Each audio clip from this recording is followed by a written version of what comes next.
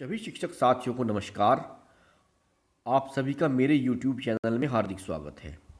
साथियों, इस वीडियो में मैं आपके सामने कक्षा 7 विषय गणित की शिक्षण योजना लेकर आया हूं, जिसका प्रकरण है परिमेय संख्याओं की समानता की जांच। साथियों, आप सभी जानते हैं कि प्रदेश में मिशन प्रेरणा चल रहा है और मिशन प्रेरणा के अंतर्गत इस बार हम सभी को पाठ योजना की जगह शिक्षण योजना के अनुसार शिक्षण कार्य करना होगा। इसी क्रम में मैं समय समय पर आपके सामने शिक्षण योजना लेकर आता रहता हूँ। आज कक्षा 7 विषय गणित की शिक्षण योजना है। साथियों, अगर आप मेरे YouTube चैनल पर पहली बार विजिट कर रहे हैं तो कृपया आप मेरा चैनल ज़रूर सब्सक्राइब करें, जिससे आपको इसी प्रकार की अन्य वीडियो मिलती रहें। साथ ही मैं आपको बताना चाहूँगा कि मैं बेसिक शिक्षा विभाग से संबंधित वीडियो बनाता हूँ, जिनको मैं अपने YouTube चैनल पर तो अपलोड करता ही हूँ, साथ ही मैंने इनके लिए एक व्हाट्सएप ग्रुप भी बनाया हुआ है। अगर आप इस व्हाट्सएप ग्रुप में जुड़ना चाहें तो आप मेरे व्हाट्सएप नंबर 9897668080 पर मुझसे संपर्क कर सकते हैं। मैं आपको इस व्हाट्सएप ग्रुप में ऐड कर लूँगा। इस व्हाट्सएप ग्रुप में केवल और केवल बेसिक शिक्षा विभाग से संबंधित वीडियो ही पोस्ट की जाती हैं, अन्यथा और कोई किसी प्रकार की पोस्ट शेयर नहीं की जाती। साथियों, आपको मेरे व्हाट्सएप ग्रुप का लिंक इस वीडियो के डिस्क्रिप्शन बॉक्स में ही मिल जाएगा। आप चाहें तो वहाँ से भी ज्वाइन कर सकते हैं। चलिए शुरू करते हैं आज की वीडियो। सबसे पहले इसमें एक टेबल बनाई जाएगी जिसमें दिनांक, कक्षा, विषय और समय। कक्षा 7 होगा, विषय गणित, समय 40 मिनट। साथियों, ये शिक्षण योजना मुझे श्रीमती अंजलि चौहान जी ने बनाकर दी है। मैं उनको बहुत बहुत धन्यवाद देता हूँ कि उन्होंने मुझे शिक्षण योजना बनाकर दी और उन्होंने मुझे इसकी भी आज्ञा दी कि मैं इसको अपने YouTube चैनल पर अपलोड कर सकूँ। अगर आपके पास भी ऐसी कोई शिक्षण योजना है तो आप मुझे मेरे व्हाट्सएप पर भेज सकते हैं। मैं उसकी वीडियो बनाकर अपलोड कर दूंगा YouTube पर, जिससे अनेक शिक्षक भाई बहनों को फ़ायदा मिलेगा। चलिए शुरू करते हैं। कक्षा 7 विषय गणित, समय 40 मिनट। सबसे पहले बारी आती है लर्निंग आउटकम की। बच्चे शून्य से छोटी और बड़ी परिमेय संख्याओं को समझकर उनमें अंतर कर लेते हैं। बच्चे दो परिमेय संख्याओं की समानता या समतुल्यता की जांच कर लेते हैं। प्रकरण परिमेय संख्याओं की समानता की जांच। आवश्यक संसाधन, इसे पाठ्य पुस्तक, ब्लैक बोर्ड, चौक, दीक्षा ऐप का प्रयोग कर सकते हैं हम लोग। शिक्षण अधिगम गतिविधियाँ, इसमें 4 कॉलम बनाए जाते हैं। पहला क्रम संख्या, दूसरा चरण, समय और आकलन के तरीके। तो सबसे पहले चरण में जो पहला स्टेप आता है वो शिक्षण की शुरुआत में। इसका समय 10 मिनट होगा।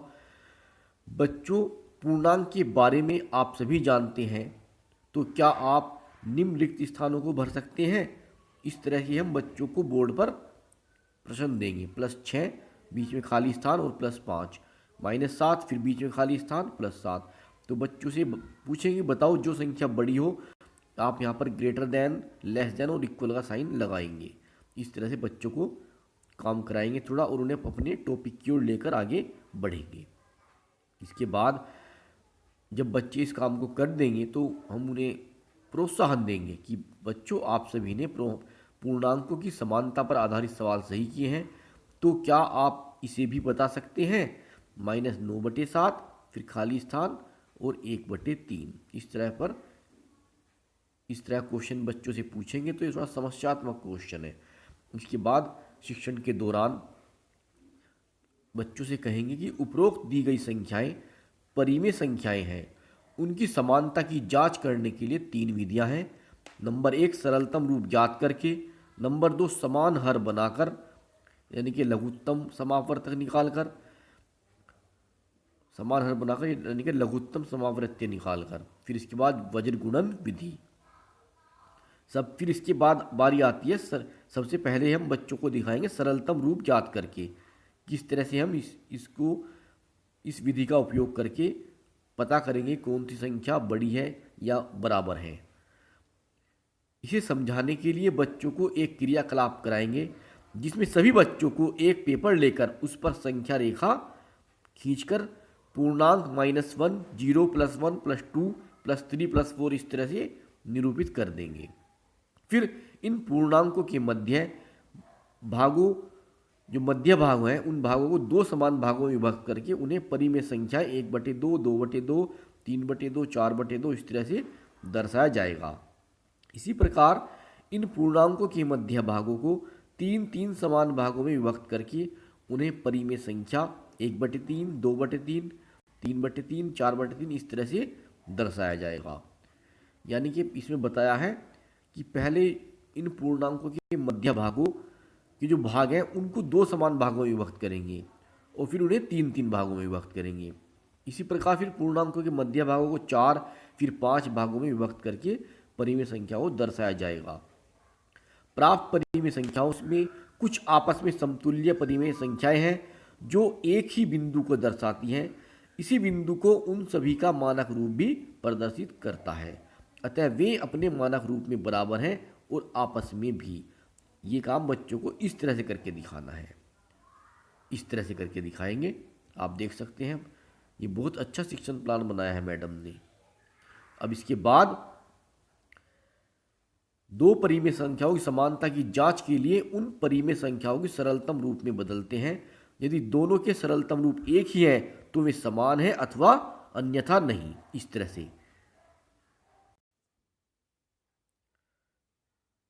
इसके बाद -8/14 फिर खाली स्थान 12/21 बच्चों को इस तरह से करके दिखाएंगे। यहाँ पर दिखाया गया है कि -8/14 में -2 से डिवाइड किया गया है इसको सरलतम रूप बनाने के लिए, ये 4/7 आ जाएगा। और 12/21 को 3 से डिवाइड किया गया है, ये भी 4/7 आ गया। तो इस तरह से पता चलता है कि ये दोनों समान हैं। अब बच्चों को बताएंगे समान हर बनाकर इस तरह से -8/-14 फिर खाली स्थान 12/21। इसमें पहले जो -8/-14 है इसको प्लस में बनाया जाएगा, -1 से गुना कर देंगे ऊपर नीचे अंश और हर में, ये 8/14 हो जाएगा। फिर अब हमारे पास 8/14 हो गया और 12/21, 14 और 21 का लैसे निकाल लेंगे यानी कि लघुत्तम समावृत्तीय, और इस तरह से 42 आएगा। तो आप देख सकते हैं 8/14 को डिवाइड किया, 3 से मल्टीप्लाई किया गया है तो ये 8 या 24 और 14 या 42 हो गया।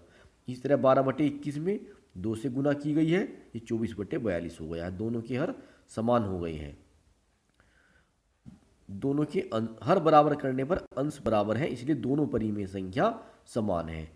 यानी कि जब हमने इनके हर बराबर किए हैं तो अंश भी बराबर हो गए हैं, अर्थ है दोनों संख्या समान है, दोनों परिमेय संख्या समान है।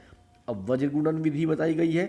पहले दोनों परिमेय संख्याओं के हर धनात्मक बनाते हैं, फिर वज्र गुना कर दोनों के मानों की तुलना करते हैं। दोनों पक्ष बराबर होने पर दोनों परिमेय संख्या समान है, अन्यथा नहीं। इस तरह से -15/25 और -12/50 दी गई है दो परिमेय संख्या, इनकी वज्र गुणा की गई है, तो आप देख सकते हैं ये भी दोनों बराबर आ रही हैं। अब शिक्षण के बाद इसका समय 5 मिनट, बच्चों की समझ का आकलन। परिमेय संख्याओं की समतुल्यता की जांच करने के लिए किसी भी विधि का प्रयोग कर सकते हैं। अगर दो परिमेय संख्याओं में एक धनात्मक व एक ऋणात्मक है तो वे समान नहीं होंगी। गृह कार्य अभ्यास 1B के सवाल घर से करके लाने हैं तथा इनके लिए तीनों विधियों का प्रयोग कर अभ्यास करेंगे। आगामी योजना परिमेय संख्याओं के क्रमायोजन पर आधारित शिक्षण योजना तैयार करना। तो साथियों ये थी शिक्षण योजना कक्षा 7 गणित की। अगर आप इसमें कोई परिवर्तन करना चाहें तो आप कर सकते हैं, अन्यथा आप इसको ऐसे ही बनी रहने दें। तो इस वीडियो में इतना ही, मिलते हैं बहुत जल्द आपसे अगली वीडियो में। तब तक के लिए नमस्कार, आपका दिन शुभ हो।